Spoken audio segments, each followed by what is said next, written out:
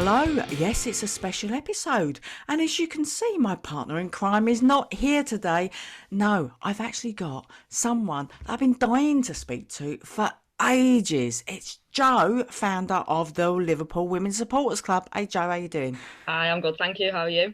Yeah, all good, thank you. Yeah. Now, the reason we asked you on as well is because I don't know much about the championship, right? And I wanted to know what the league's like. And obviously, Matt went from West Ham to Liverpool. You've got Leanne. We've got so many connections, as well as what we'll talk a little bit later, Joe, about the FSA as well. We're both part of the FSA network. So if you just want to just tell us a little bit about yourself, a sentence, a paragraph, whatever you want. There's so much to tell about me. Is there anything in particular you want to know? I love football. Obviously, I wouldn't be here if I didn't. I've always had a passion for football since I was in year three. I started playing football back then. I've kind of dipped in and out of it over the years, come full 360, and I'm back here again with that passion burning as much as ever, for the game. So I'm glad to be back. It's weird, isn't it? Once it gets in you, that's it. You can't get out, can you? And there's so many changes now as well. Because I think, like with the grounds and with football, it used to feel more like it was ours, more like grassroots. But things are changing dramatically as well. So we're trying to govern our grounds as well, aren't we? And again, that's another conversation. Oh yeah, absolutely. I mean, when I was little, the likes of the big clubs nowadays, you didn't really have much of that back then. So for me, it was like there's not really a career there, is there? Isn't there? It was always, woman and R and what do you do? And looking at it now, it's gone from strength to strength over the last few years, and long may that continue. I hope that the game just continues to grow and the women get as much support as they can from the FSA, from the FA, from us, from anyone and everyone. Yeah, it's a lot of it is fan led, obviously as well. But look, I mean, look, because I want to know the contrast. Because obviously, like you was in the WSL last season, right? And don't get me wrong, I think Vicky Jepson is a really decent manager. Personally, I think that the club really didn't sort of back her and really take the women's game seriously. That's from my point of view, just looking from a WSL point of view. Do you think that's right, Joe, or am I being harsh? I don't know really. Like obviously, when Vicky was in charge, I didn't really know a lot of the ins and outs of the club. Mm, The Liverpool Supporters Club wasn't even around then. We only set sure. up a couple of years ago. Um, it was unfortunate that Vicky was let go from the club. She was doing all right when we got dropped down into the Championship. I thought she was trying her hardest with the cards she was dealt. Mm, I think she was doing her best, and for me, was it good enough? I don't know. We were winning a few games. Obviously, COVID happened. mm, There was a lot going on. She was under a lot of pressure. mm. Um, so I don't know, and like I couldn't tell you whether the club were investing in the women's team back then because that's not my conversation to be having. I Sure. wasn't part of that. So let's go back to Matt because it's his second time round as well, isn't it? I mean, he won two WSL titles back to back just before he left in 2013 and 2014. So this time round, I suppose you're expecting big things. Mind you, he's not doing too bad so far, is he? Yeah, I think this season there's a lot of pressure on Matt to get us out of the Championship and to get us back into the WSL. So far I think he's doing really well. 15 games in, we've got 14 games unbeaten. Yeah. The fans this season are just going crazy. It's just amazing to watch the games, to be scoring goals and just to be winning games full stop. Yeah, he won the title in 2013 and 14. Yeah. And if he can do that again this season and get us back into the WSL, it'll be an amazing experience, not only for the team but for the fans as well. Yeah, and for a big club, it's good to have them as well back in the WSL. But, I mean, some people say you're sitting pretty. Well, I think you are. Like you say, you got 15 games plus 28 goals, right? That's crazy. 38 points. Now, London City Lionesses, who I remember actually playing, it was a pre-match, I think, and there was also a cup match. And I went over to Dartford at Prince's Park. They're not an easy side, are they? No, definitely not.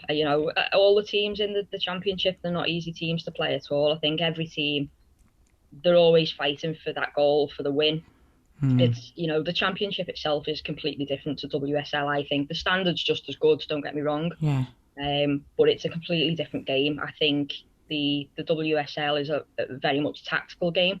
whereas Championship I think is a little bit more brutal and a bit more, rough and Yeah. tumble.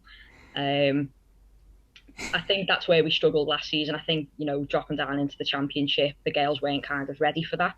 Yeah. Whereas now that we've got Matt back in, he knows what to kind of what the girls know what to expect because Matt's obviously coached them through that, and I think it's paid off definitely. Totally. I mean, like I said, London City Lionesses are, again, I don't know how many yellow cards they've got this year, but a brilliant team to watch. I mean, really, they excite me, to be fair. But they're 10 points behind Liverpool as well. So, you've got to be pretty confident, Joe, right? Yeah, kind of. I think the same as the team, take each game as it comes. Yeah. It's not set in stone that we're going up yet. Mm, Anything can happen. It's football. At the end of the day, football's very unpredictable. We could lose the last lot of games. We could win them all and go up. Who knows? yeah. I think the standard that we're playing this season. I think definitely we're gonna get there. Yeah. Um, but we'll see. I don't want to jinx it. Yeah. But listen, can we talk about Leanne? Because she's Yeah. still a West Ham favourite of ours. Everyone still talks about her in the stands as well. And she's sort of like, one thing I did notice with Leanne, she always sort of like really sort of played on the wing when she was at West Ham. And actually, but when she played more of a attacking role for her country, and obviously I've seen that for Liverpool as well. You got to be a fan of hers, are you? Oh yeah, absolutely. I've just Yeah. got her name on the back of my new shirt as well, so Oh, have you? I think that says it all. I think Yeah. she's been a cracking player. I think Matt's obviously seen the talent that she's got, Mm, back at West Ham. mm, And for him to bring it in, for her to be, top goal scorer this season so far for us, for the championship, I think says a lot about Leanne. She's a cracking player. As you say, she plays in different positions. She's a striker, but mm, she's got that versatility to go and play on the wing.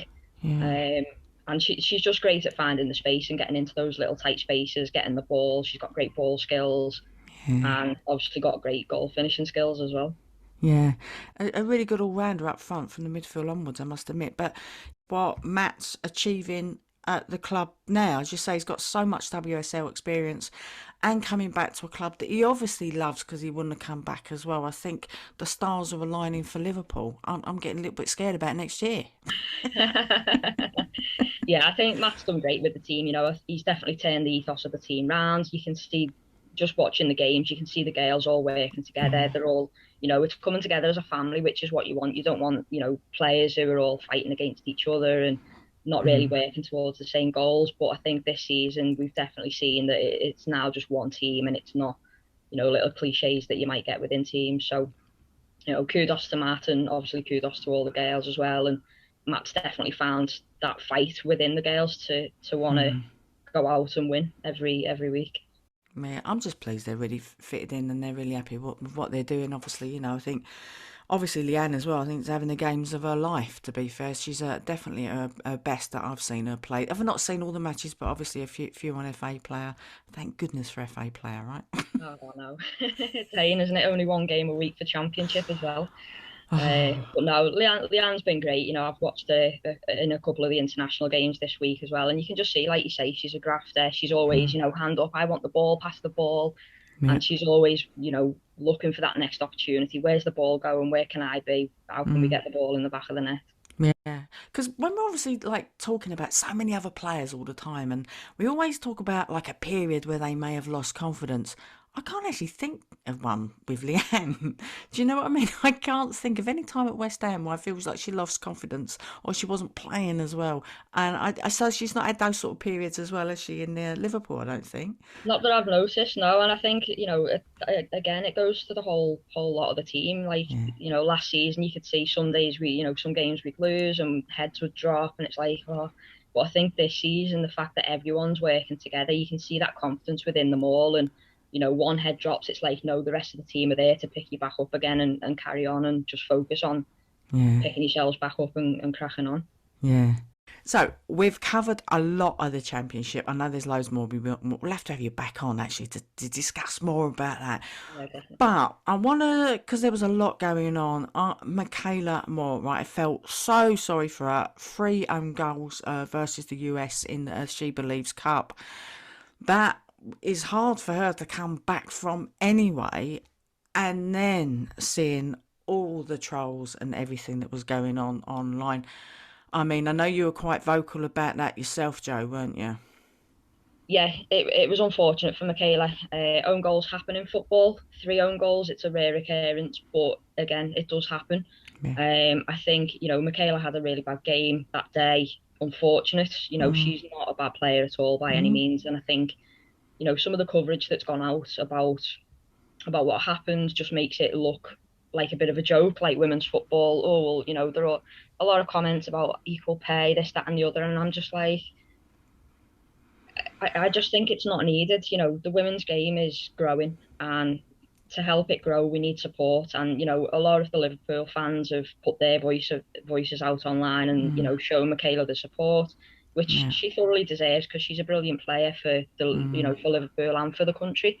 Um, I mean, I do know that obviously if it had been the same, if it had been spun round, and if a guy would have done it, if it had been the men's team, they would have had some obviously negative reaction from it.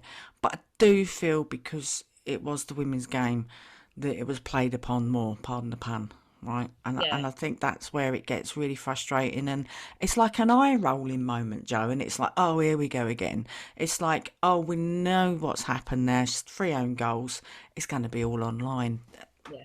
I think the worst part about it is a lot of the companies and journalists that post about it are ones that don't really give women's football the time of day, and that makes it worse because when they do post about women's football when it's something like that, it makes it look more like a joke, and it's not. They should be all right. Yeah, three on goals. Like people are going to talk about it. It'd happen if it was in the men's game, of Yeah. course, as well. It's one of those. But I just think there should be a lot more support for Michaela behind that rather than just trying to make a big fuss about it, being a joke thing. Yeah. Um, But you're and right as yeah, well. Yeah, about the men's game as well. When that there's a lot of people that don't understand women's games. They always start comparing between the Liverpool men, Liverpool women, West Ham women. It's there shouldn't really be a comparison. You support the colours, you're supporting your club, but it yeah, shouldn't be a comparison. It's so when you get sort of like, as you say, those journalists, and we all know which ones they are really, just don't understand the women's game and the history behind it as well. no, definitely. And it's difficult because unless they actually come to watch the women's game or pay attention to it, Yeah, how are they going to learn? totally. Going forward, I think if people are going to try and put the time into it and want to comment on things about the game, then come and watch it, come and learn the game, and come and support. You don't have to support a team, just support the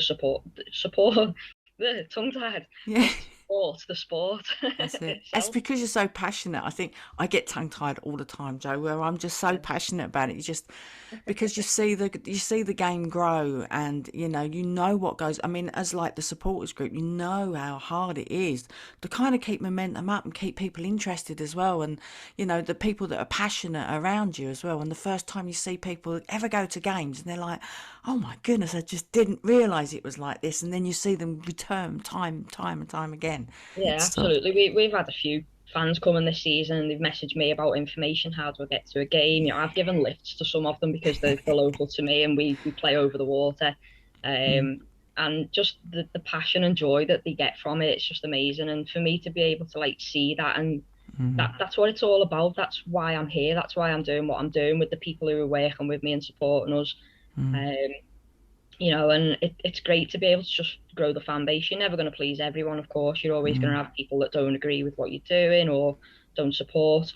But at the end of the day, it's a minority, and there's 99% of people that are enjoying what you're doing and will support you. And yeah, I'm just thankful for everything that happens to be able to go to games, for them to get the women's the women's game yeah. bigger than what it is. And you're taking membership on that as well, aren't you? Yeah, so we've been taking memberships for a while now. Membership at the moment is free just because, we're still quite new. We've not really got a lot to offer to members for them to pay. We would like to introduce that at some point, and members who've joined up already know about that. And we've just launched a new website recently as well. So membership's kind of in limbo at the minute. Like I'm working on a new membership page, but if people want to sign up, they're more than welcome to get in touch, and they can still sign up.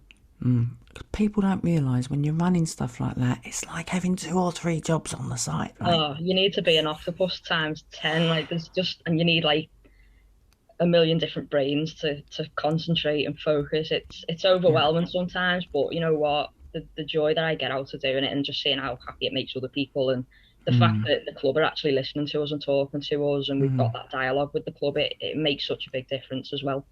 That's key, isn't it? It's the dialogue, and like obviously, we're all part of the women's FSA network as well. Give a shout out to Deb. I know she works so hard. It's got not enough hours in the day, right? So, but it's nice to see sort of like not just the numbers grow, but actually people doing more within the clubs as well. And like you say, the dialogue is essential, and it's absolute key to having a successful club as well as supporters club, right? Yeah, absolutely. I mean, there's loads of supporters clubs now within the women's network, and it's great to see how much that's growing. Like when I first joined up, I think there was 5 or 6 members, like Mm. supporters clubs as members of the FSA, Yeah. and now I couldn't even tell you how many there are now. It's just growing every day. Every day, I think I get an Yeah, email, "Welcome to a new member." I know. I'll be honest, I Um, can't keep up with him. I don't think I've even joined in and said hello to a lot of them. So maybe I'll have to get him on the show. Maybe I'll have to do that. definitely, yeah, introduce them all. I know, but it's great, the fact that we've actually got that dialogue with the club. I know Mm, that there's a lot of supporters clubs out there for the women's teams yeah. that don't have the dialogue, and Mm, for us, I think little things that we can talk to the club about. Like just last week, I managed to get them to sort out the patches for our shirts, the sponsor patches. yep. They weren't selling them in the shop, they weren't doing Yeah. them in the shop. So just little conversations that I can have with the club like that to make sure actually, yeah, the women's stuff needs to be stocked. Yeah. There's all little things like that happen behind the scenes that probably a lot of people on the outside don't see, Mm, but they are the things that make that difference with the club to make it actually, yeah, these are looking after the women's team as well. That they're making sure that mm, the women's team are yeah. getting the right amount of uh, publicity as the men are. So That's it. And as you say, Joe, it's those things, and they're not so little because none of the patches, because working with the Women's Supporters Board as well, chair for them, we was all about pushing stuff like that, and so that's all gone through, and it's not a little thing, they are big things, changing on the website so to make sure that the women were closer to where the men were rather than scrolling right the way down to the bottom of something, so it's all those things that sort of make a big difference as well. I mean, like we was even talking about, obviously COVID is so difficult, and the thing that we loved about women's football was, like, especially when I used to take the kids and stuff there, that they could meet the fans and have the signatures and things like that and yeah, photos definitely. taken. Yeah, and we can't do that anymore, which is fair enough. We completely understand that. And to be fair, I think the way that the women's game's growing anyway, there could have been security risks coming up. So maybe that's the time to stop it anyway. But I think it's really good that they give the nod as soon as they've finished the match to walk around and just wave to everyone. So, Yeah, like, even like you say, having dialogue, we was able to put that through to the club and say, look, I know like you all want to sort of all get in a huddle afterwards and talk about what's just happened, and sort of get your momentum going or pick yourselves up. But can you just go round and sort of clap everybody before they leave the ground? They're doing that now. So all these sort of things, as you say, Joe, it's key, right? It really is. yeah, definitely. There's a lot of young girls and boys who are looking up to a lot of these players, if not all of the players. Even Yeah. the managers, even the referees. Like, there's little boys and girls out there who want to work in football. They want to be footballers. They want to work on the pitch, whatever it is they want to do. And these people on the pitch, they're all role models. It doesn't matter what position they are, what job they're doing. Mm. The kids are there looking at it, and as soon as you get ignored, it's like, well, why are they doing that? Like, oh, and it puts people off. The fact that you've got like that more inclusivity with the women's game, it's a lot more family orientated. I think that's great and completely different to the men's game. I think everyone's been to a men's game, and it's just a completely different level altogether. The fact that you've got the players coming over at the end of the games, being able to autograph when they can and take photos when they can, the kids love that, and for them to have that as a vision, like a goal to want to aim to in the future, it's wholesome. It's really nice to see. It is, but it's not just all families and kids that go, because I think there's a lot of misconceptions about who goes and watches the women's games as well. So it's such a broad mix of people you wouldn't believe, because it's Yeah, affordable absolutely. football. Some people can't afford to go and watch their team and the men, so they come along to the women thinking, oh well, I'll do a second best, and then they wouldn't change even if they could. Yeah, no, it's great. I love it. It's great, and we've got like a nice group of people who follow the supporters club now, and we all meet up at the games. And anytime that I know there's someone new coming, I'll always say, "Oh, come and say hello. Come and give us a wave." I'll try on the social media side of things. I'll try and include a lot of people who tag us and share photos of them at the games and things like that. Just trying to obviously make it that close knit Yeah. family of supporters so that everyone, you know, if someone goes to a game and they feel on their own, well, actually, oh, I know that person, I know that person. So Yeah. everyone just kind of looks after each other.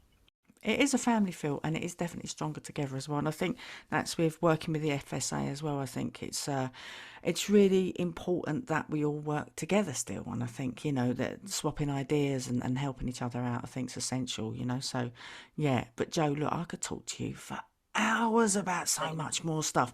How can people get hold of, not necessarily you, I'm in particular, because you're far too busy. Drawn here, there, and everywhere. Yeah.